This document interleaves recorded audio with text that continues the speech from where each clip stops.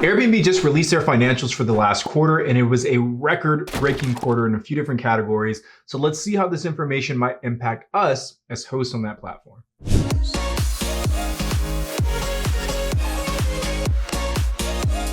We are the Real Estate Robinsons. Hey guys, if this is your first time here, I'm Tony. I'm Sarah. And we're real estate investors who quit our day jobs by investing in Airbnbs, and we're here to show you how you can do the same.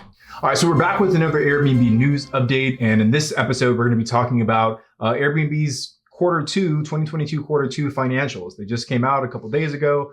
Figured it'd be cool to kind of talk through what those numbers mean. But first, before we get into it, let's talk about why it's helpful for us as hosts to see how Airbnb is doing financially. First, I think is that it gives us a sense of, as hosts, as to whether or not the platform is growing and doing well. If Airbnb had, consecutive quarters of, terrible performance, that would be concerning. It would be concerning for us as people who are operating on that platform, because our livelihood is tied to how well Airbnb does. So I think as a host, if Airbnb makes up a large percentage of your bookings, it's probably in your best interest to keep tabs on how the company is performing. The other reason it's important is because it actually does give us a sense of how much Airbnb is still growing. We talk a lot about on our channel about how we're still very early in the kind of short-term rental, vacation rental, space Game with word. Airbnb. Yeah. And I think their financials really do prove that they are still on a pretty crazy rocket-like trajectory when it comes to growth. And that's something that I think all of us hosts and people who make a living from that platform are going to benefit from. So let's talk over some of the important numbers that Airbnb released during their financials. So first is that revenue is up 58% year over year, which is a great sign. And this Q2 was the biggest second quarter in terms of revenue in the history of Airbnb. No other Q2 has been bigger than this one. That's exciting. It is exciting, but I think what's even more interesting is that they had this crazy big second quarter while also the GDP was shrinking. So if you guys are kind of paying attention to like the larger economics of the United States, it was just announced that the GDP shrank both in Q1 and in Q2, which by many people's definitions means that we're in a recession. Now, technically, there's like this board of economists that really sit together and kind of crunch data and determine whether or not we're in a recession. They say that we're not, but if you use a traditional definition of 2 consecutive quarters of shrinking GDP, then we are in a recession right now. But even with that happening, we're seeing record numbers on platforms like Airbnb. So what does that mean for us as hosts kind of going into the back half of the year? Well, first I'll say Airbnb is also projecting that Q3 is going to be one of its biggest quarters ever. You know what that means in layman's terms? What is it saying?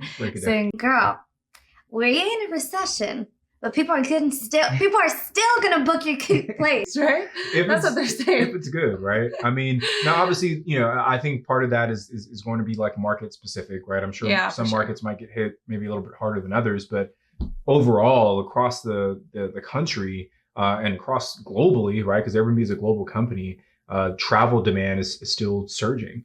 So yeah, to Sarah's point, I think if you have a good property, if you have the right property, if you market it the right way, you give your guests a good experience, there is still a pretty big imbalance, it seems, on the platform between supply and the demand that folks have for booking stays. Bring balance to the force, not leave it in darkness. Another really crazy point was that July 4th of July this year, was their single biggest revenue day ever. What? They've never made more money in a fact. single day as opposed to July 4th. That's, again, really exciting news for us as hosts, because it means that even with everything that's going on in the economy, people still want to get out, especially around these holidays. So we know we have Labor Day coming up, which is kind of like the official end of summer for a lot of people. That's a big one. That's a big one as well. So we're pricing now appropriately to hope to kind of capture some of that demand as well.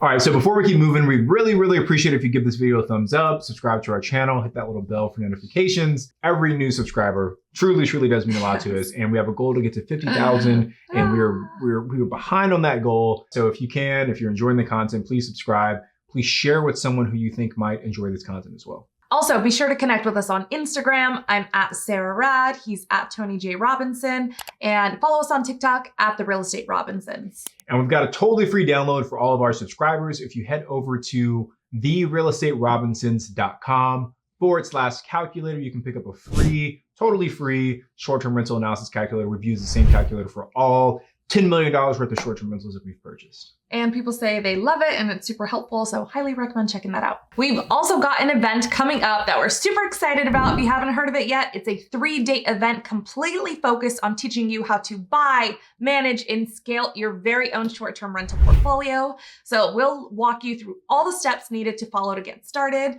And we also have so many amazing speakers lined up to bring you even more value.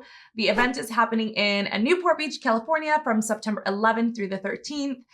If you want to learn more about it, head over to strsummit.com. We actually have early bird prices on sale right now, but prices are going to go up soon. So be sure to lock in your tickets before it's too late.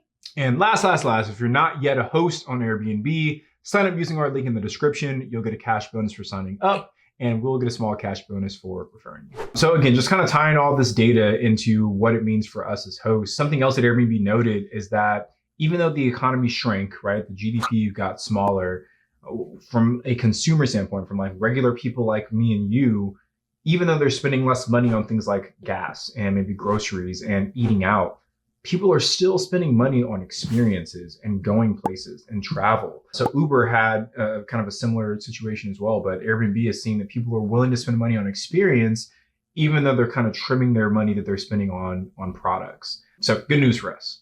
That's right, baby. And you hear this a lot. I feel like people say it's like pent up demand from lockdown. Mm-hmm. You know, we went to Italy for a summer vacation and all of the locals there were telling us how they've been bombarded with an influx of visitors this summer. They said like crazy stats. Do you remember? They said they normally get like 18,000 visitors every summer. And this time they're like in the 50s. Remember, it was like a wild surge. Oh my God. So I think just like across the board, people just are going to travel still, you know? So that kind of brings me to my next point is that I think obviously as Airbnb as a platform continues to grow, it's going to need more hosts to support that demand. So what does that mean? It means that there is going to be more competition coming onto the platform. You're going to see, I think, more kind of sophisticated Airbnb operators start to join. I think you're going to see in a lot of, especially the big markets, better properties start to hit the market. So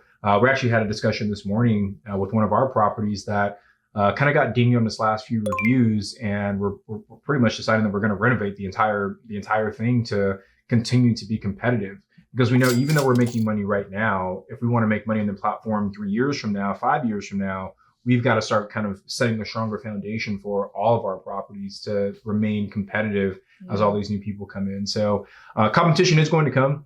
Is it a bad thing? Not necessarily. It just means you're going to have to step up your game as a host. So like Tony mentioned, we just had a discussion today that we are moving forward with revamping one of our properties. We plan to do, and what I encourage you guys to do, is start with your design or look at the reviews to see what people are saying. But a lot of the feedback we got was that it was dated, things were broken. So that's where we're starting. So taking the feedback from the reviews from guests that have stayed there and renovating all of the things that they said were outdated pretty much. So the kitchen, we know there's like an issue with the bathroom every now and then. So completely rehabbing the areas that need fixing, and then just sprucing up the entire place design wise. So right away we're thinking, is there somewhere we can do like an accent wall, a mural, something that stands out in the listing, you know, that can be our cover photo.